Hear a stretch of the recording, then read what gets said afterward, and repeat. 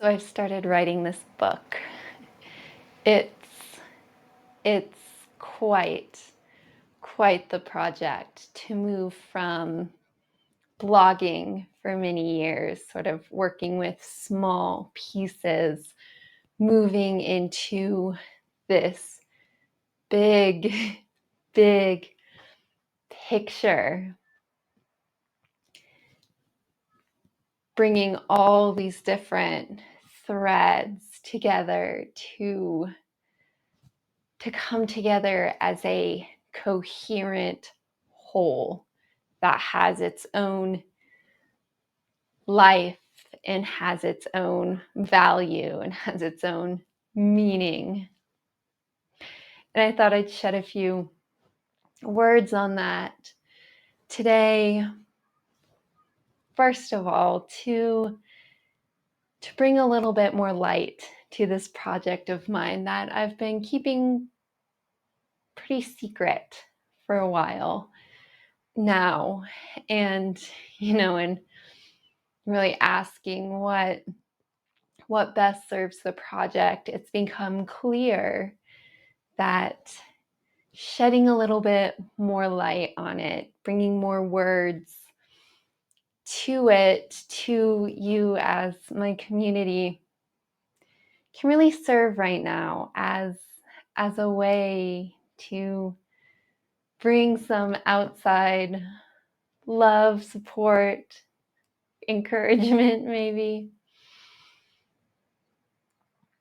I opened today's video to speak these words because it's really aligned with everything we talk about here at Upward Slopes. This ability to take action, to take each step along these grand journeys, right? As we're taking each step towards accomplishing a big goals, outcomes where, it's really impossible in any one moment to see the whole vision,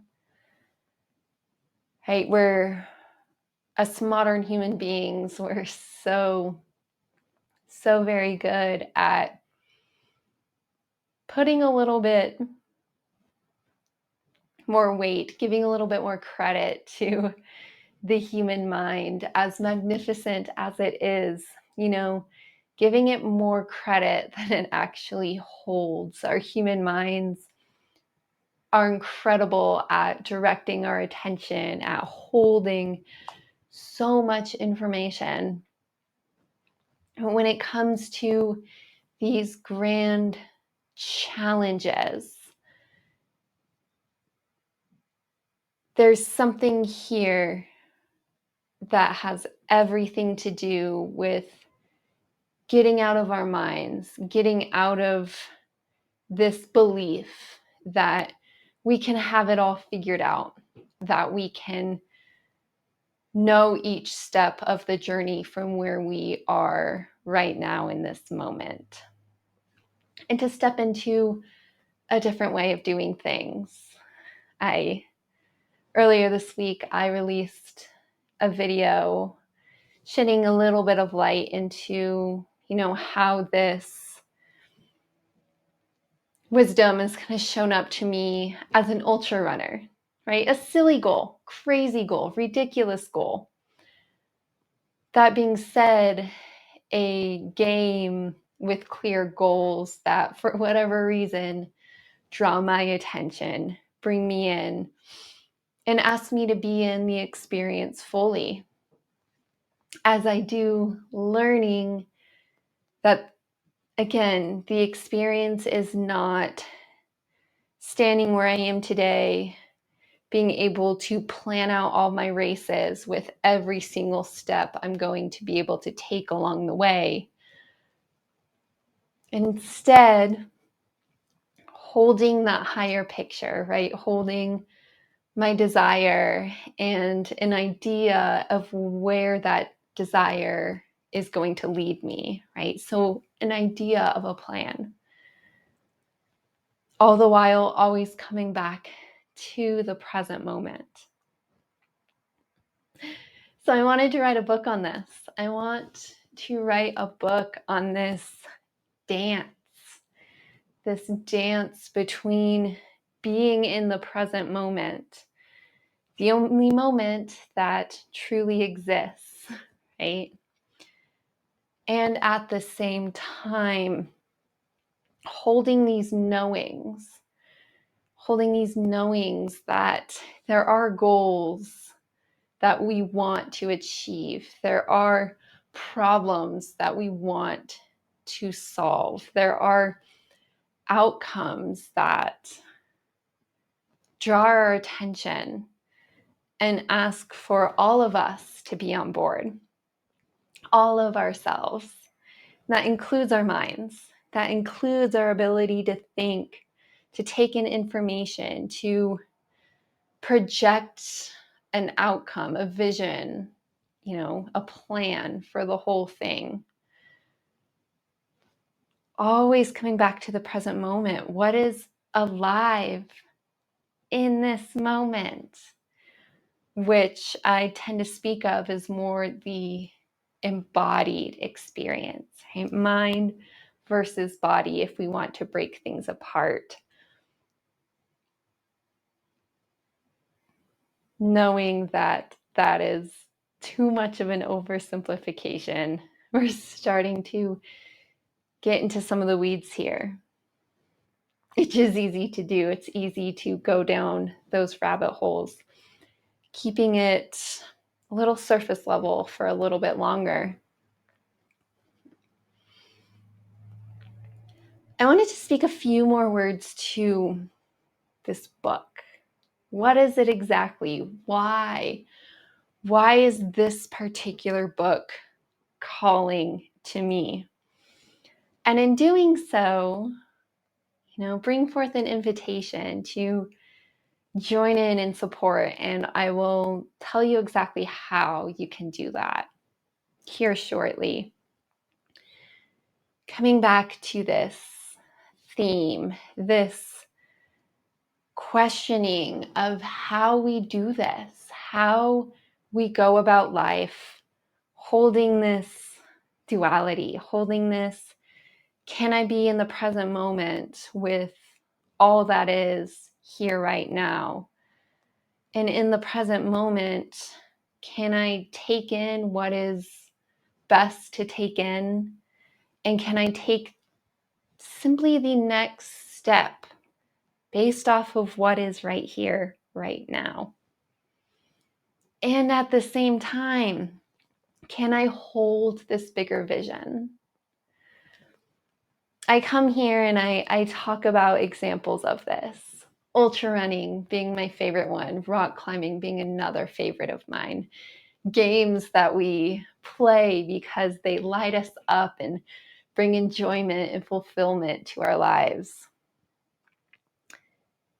And that's great because life needs that, right? The life we're living, we deserve to fill ourselves up with that light, that joy, that fulfillment. And there is so much alive in our world right now that is begging for our attention. Problems that are deeply embedded in our world and continue to create terrible experiences for human beings, for our land, for our planet as a whole. And in this sort of deeper why that really drives everything I do, but particularly, staying with this book. It's really, really getting into the root of it all. The root of, yes, our problems, but also our joys, our inability to solve our problems. And in doing so, creating greater suffering. And also our inability to truly tap in to our joy. And really this asking, this questioning, as I continue to play around with it in my own life, as I continue to work with others who get to experience it in their life, this questioning of, can we do it all? Can we be in those heavier, darker aspects? The ones that we don't really want to put our attention on, yet are called to, because there's very important things to do there. But there's this flip side too. There's this flip side that's this inability to truly be in our joy, to truly hang out in the spaces that light us up, whether we've been told that that's a selfish thing to do, that our time is better spent elsewhere. And as I've continued to play around with this in my own life, to work with others, this deeper truth keeps showing up, in that it has to be this way. Our path forward is not in,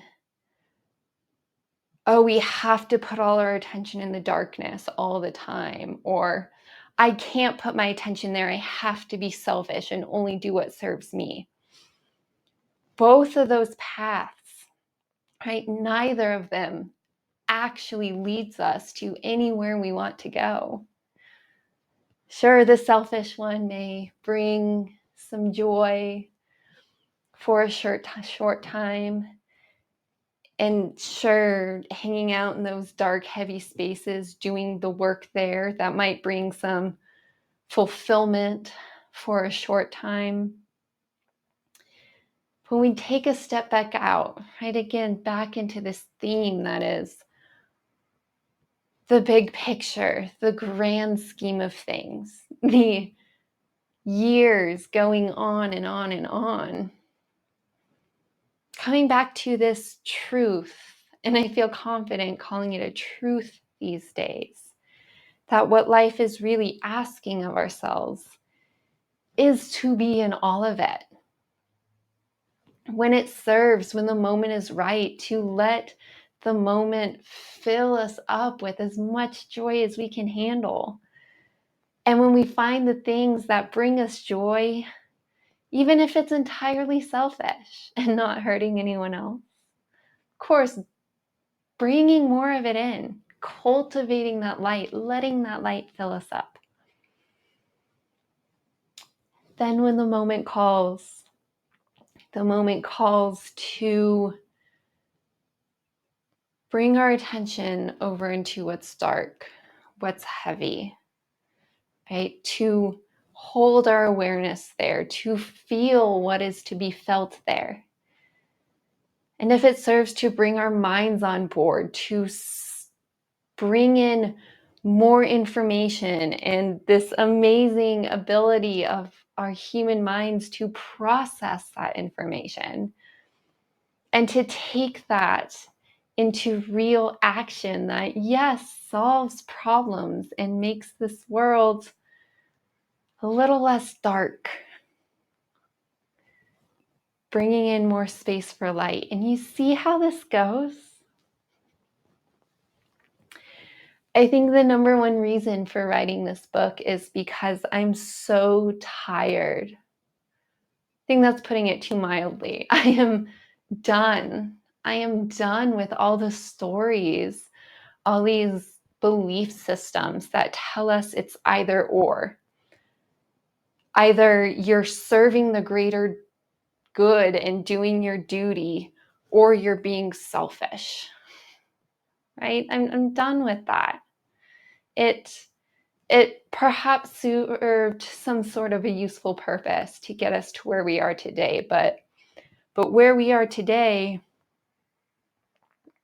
a space with such an enormous I pause because I start to feel it, right? The immensity of the problems alive in our world.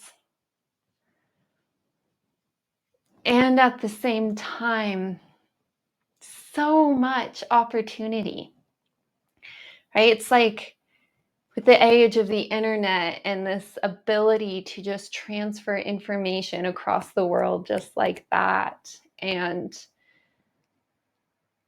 we found ourselves in this space where we are now being asked to hold so much of it. Never before have humans had to do that. But today, being asked to hold so much of all of it, we're really, really being asked to move through it all in a different way.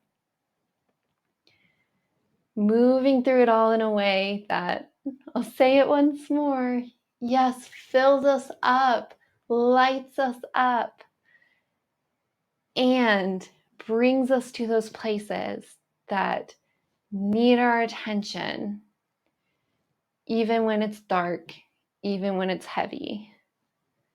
Last thing I'll say about that, knowing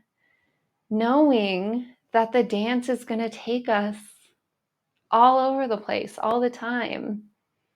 Being able to pivot regularly, being able to hold all of it. And that can only be done. It can only be done if we move from living life completely up in our heads. Because again, as powerful as the human mind is, it does not have the ability to do the thing that I'm asking us to do. Our human minds cannot hold all of that. But when we start to tap into a more fully embodied experience of it, when we bring the entirety of who we are online, which goes far beyond the human mind, that's where we find these abilities. That's where we find the ability to hold all of this at once. That's where we find the ability to pivot, to know when it's the right time to pivot. Our minds aren't going to tell us that. Our minds are going to be caught up in ego that only wants to do what the ego wants. And following that, that's awesome sometimes. But again, the bigger picture, being able to pivot in these ways, being able to draw our attention to where it needs to go in a way that best serves our own selves and the greater collective that we are part of, it only comes from this fully embodied experience in the world.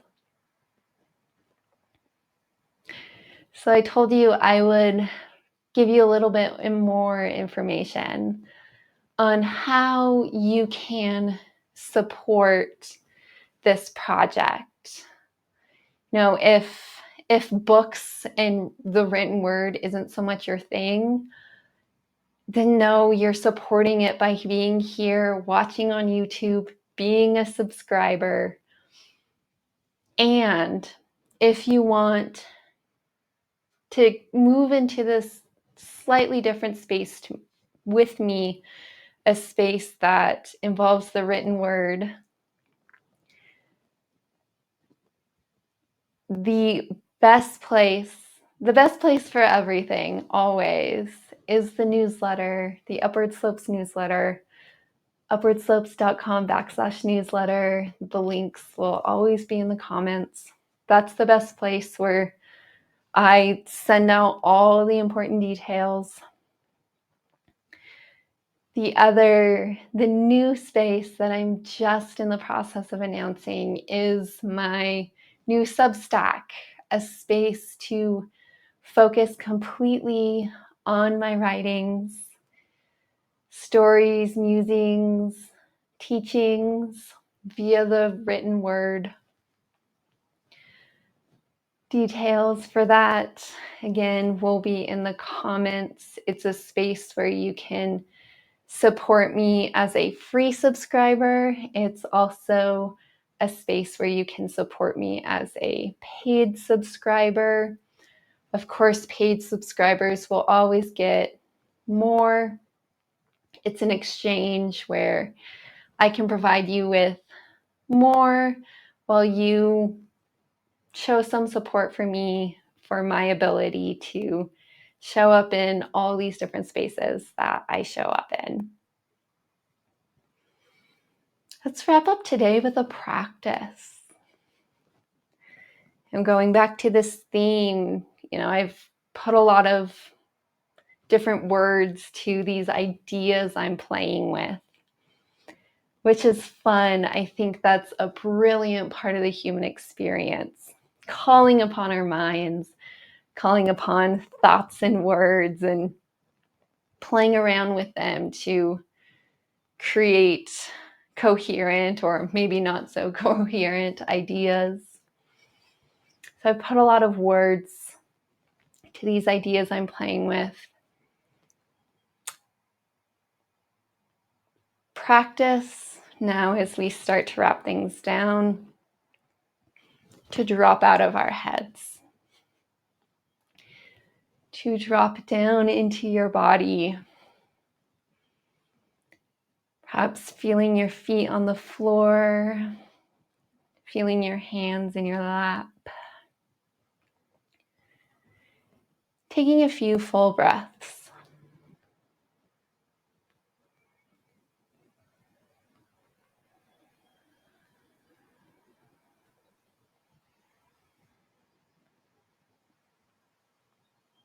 And bringing in a simple ask.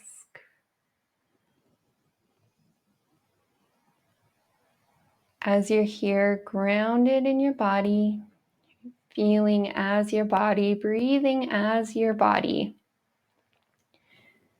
Just asking in here, what's alive? Is there anything stirring here? Any strong emotions, strong sensations?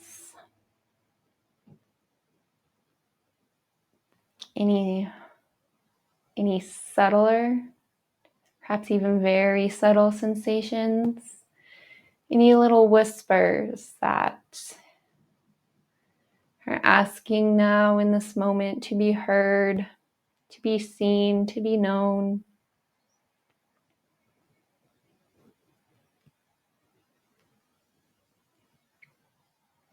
If you find yourself getting caught up in your head, your thoughts, starting to process things, starting to attach stories to anything, just dropping back down into your body, feeling your feet on the floor, your hands in your lap, your breath as your chest, your belly rises and falls. Staying here for as long as you'd like. I'll end the video. It's an invitation to stay here as long as you would like. Holding this question, is there anything here that wants to be seen, to be known, to be heard? Any gentle whisperings that want a little bit of attention? Always bringing your attention back to your feet, back to your physical body if anything starts to pull you away. And again, I'll leave you here for as long as you'd like.